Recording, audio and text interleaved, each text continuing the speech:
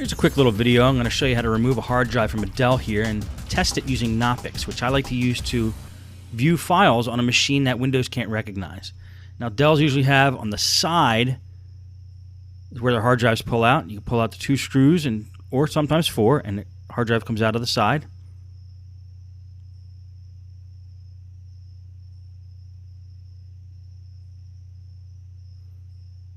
It's one of the newer Dell Inspiron models. We're going to put that aside. And we're going to take the hard drive. Now, these hard drives usually come in some kind of case. Or it's called a tray, hard drive tray in most cases. There's 4 thick little screws holding it in on the edge. Sometimes 2.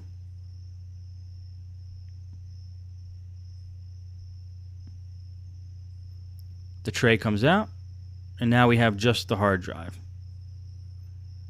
Now I'm going to pull over a device here I like to call the toaster. Just because you put the drives in like a toaster. And what this is basically a SATA to USB converter. You could also buy cables that do the same thing. And the hard drive gets pushed in right like a toaster. There's an on-off switch. Switch it on. Then you could plug the USB cable here into a computer. You can plug it into a Windows machine, any machine, but I'm going to plug it into a KNOPPIX machine just to show you what the file system looks like. This is a USB to SATA or USB to IDE cable. So if you don't have, the toaster only works for SATA mainly, but you could use the IDE cable. Now, I'm switched over real quick to a computer that's booting up KNOPPIX. This is your KNOPPIX boot screen. We're running KNOPPIX version 5.1. Bootable CD. You don't have to install anything on your hard drive. And that was a real sped up version of the boot process.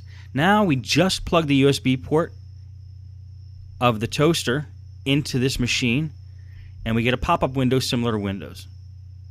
Just going to cancel that out. Now we see the hard drive appeared on the left-hand side.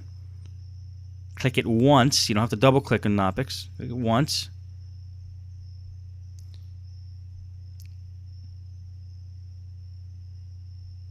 Let's try that again. And you will see the file structure there of this drive.